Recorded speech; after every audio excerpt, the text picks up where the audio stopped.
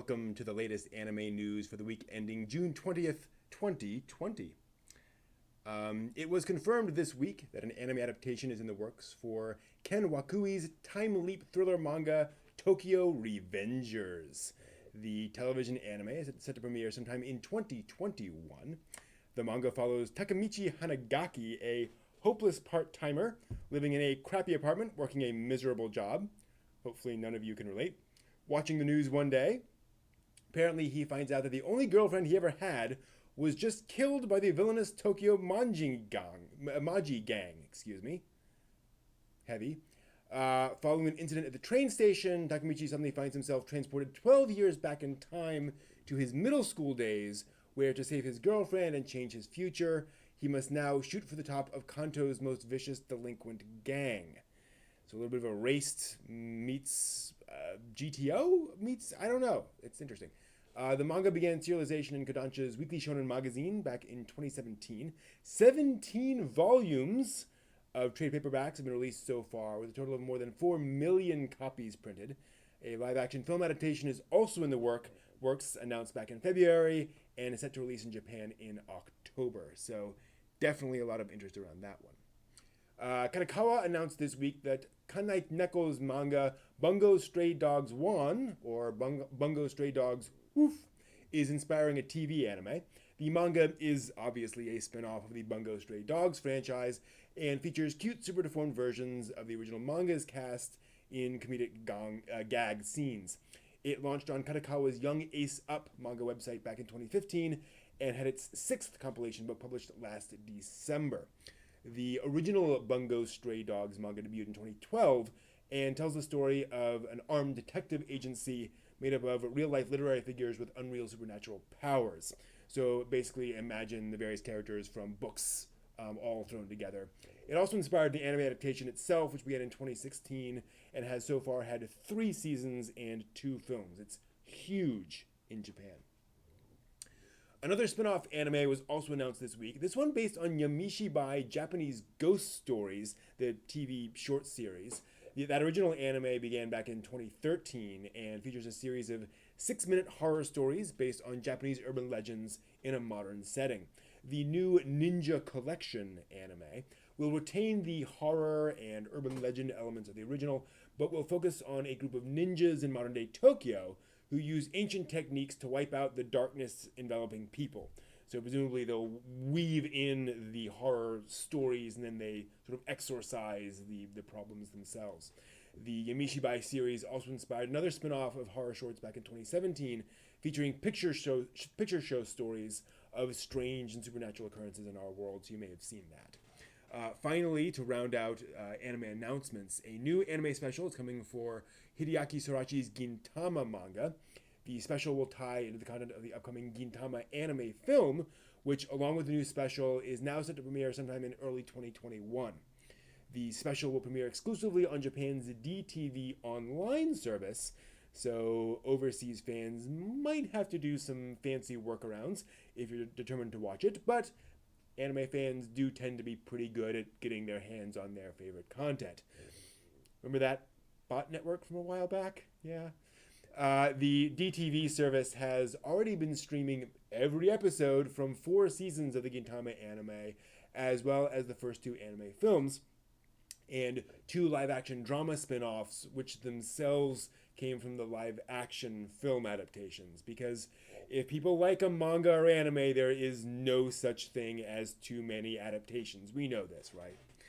The original Gintama manga debuted back in 2003 and ended in June of 2019 with more than 55 million copies in circulation, so I guess all those adaptations were pretty justified.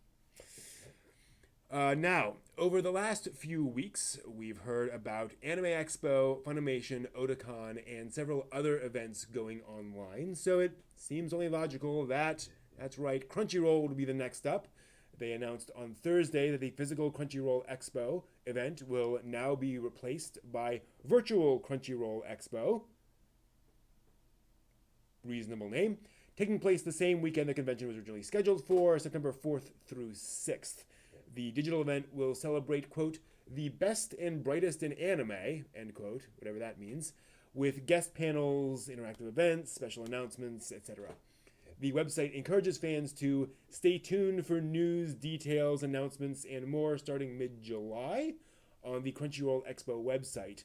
So I guess that's what we'll have to do, and I guess that means they're just going to hold off a little bit on many more details. The World Cosplay Summit has also announced its move to the online format due to, quote, multiple aspects that might affect the celebration. Gee, I wonder what those could be. The event will now be held virtually over August 1st and 2nd, the same dates the physical event was to be held, so no surprises there. The staff of the event will reveal more details for that event during the upcoming World Cosplay Summit 2020 online special presentation. Yes, that's the title of it, which will take place on July 1st. So, about a week and a half from now or so. Now, two more specific online anime events were also announced this week.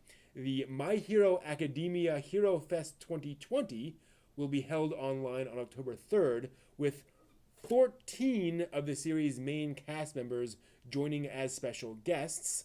Last year's Hero Fest 2019 was held at Pacifico Yokohama National Convention Hall with an audience of 5,000. But since it's barely safe to hold an event with 5 people right now, let alone 5,000, this event will move to online streaming as well. Now, unlike many of the events we've been hearing about lately, though, this one won't be a free open stream. To apply for a ticket, yes, it's Japan, to apply for a ticket to the live stream, fans must use a special code that's included in the special edition DVD Blu-ray of the latest film in the series, which will release July 15th. Yeah. But hey, maybe if you're a dedicated enough fan to be interested in the stream, you'd be buying the DVD anyways, right? At least that's the implication. Last up for this week's online announcements, as they were unable to attend Anime Expo, Anchor has announced the upcoming Muv-Love Expo, an English event, especially for overseas fans. This is really cool. The event will take place July 1st and promises to be bigger and better than what the company would have put on for Anime Expo.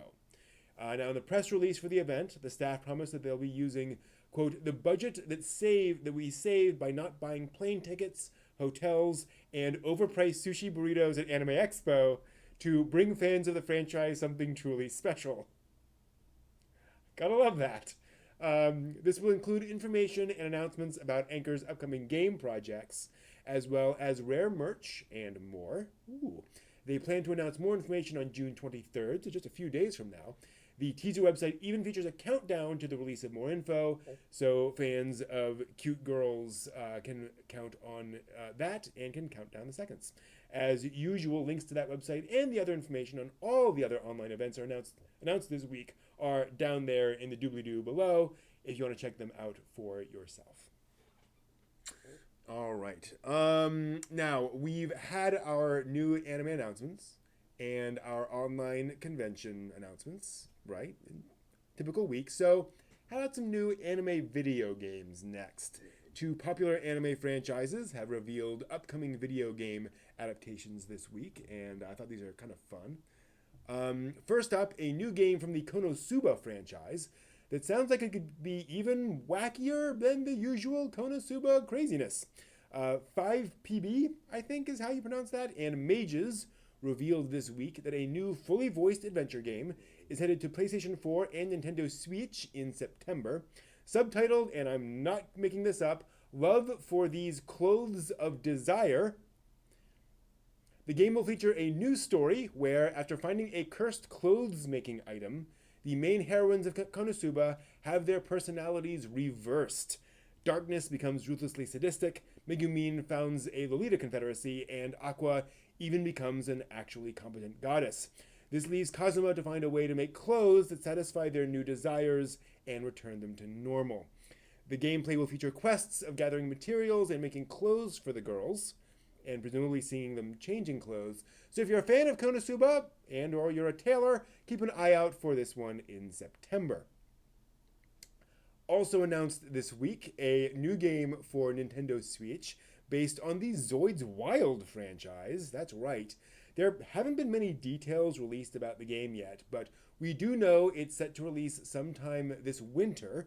Its theme will be remodeling, with players being able to create their own customized Zoid. And really, character customization is always a big drawing point in video games, so I'm sure that alone has some fans sold. And it does kind of make sense. The Zoids Wild branch of the classic anime mech series began in 2018 and has so far included anime, manga, a line of model kits, of course, and a previous Nintendo Switch game. So, more of that, it looks like. This week also brings one more new game announcement of a slightly different kind. Toei Animation and 81 Plus announced on Friday that they've begun a collaboration with the goal of producing novel games. Not visual novels, novel games. The first game coming out of the collaboration will be Clear World, a sci-fi adventure game that's slated to launch for PC in September. Takahiro of Akagami ga Kill and Yuki Yuna is a Hero will be writing the game's plot, with Ryo Yasumoto, episode scriptwriter of Steins Gate Zero, writing the scenario. Interesting. The game's story is set in 2047, where the need for new energy sources has driven humanity to explore the ocean floor. 11 utopian cities have been built beneath the sea, with only an elite few living inside. Boy, where'd they get that one from? Inside one such city, the titular Clear World, we find protagonist Mito Gionji, who helps out with his uncle's private investigation agency, and because he's an anime protagonist, one such investigation takes him to a dark warehouse where he meets, can you guess? That's right, a mysterious girl! To find out what happens next, because we sure can't guess, we'll have to wait a little longer, but if sci-fi visual novels are your type of thing, watch for this one in September of this year.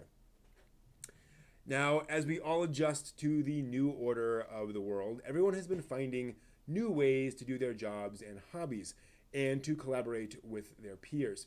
This week's entry in that ongoing endeavor is the Manga Day-to-Day project, which launched on Monday. Excuse me. Sorry. The project will be a daily relay between established manga artists, and quite a lot of them as of now. The project advertised more than 100 artists will be participating. The initiative was started with the goal of exploring life during COVID-19, and will post a new manga strip by one of the artists each day. The first strip was drawn by Ashita no Joe creator Tetsuya Chiba, pretty high bar there, and it opens with him thinking about the dangers of COVID-19 and trying to figure out what he will draw. Eventually, he draws a picture of a yokai called Amabie. According to the legend, if disease spreads, people who are shown a picture of the Amabie will be cured, so hopefully that means that all the readers of the manga will stay safe and healthy. Thanks, Chiba-sensei. The project is organized by Kodansha's online Comic Days service. Other manga artists who will be participating include Princess Jellyfish's Akiko Higashimura and Paro Itagaki of Beastars, among the many, many others. The daily manga are posted on the @Manga Day to Day Twitter account, so if you want to keep up with the project, head over there. That is all the news for this week. Thank you for watching. See you next week.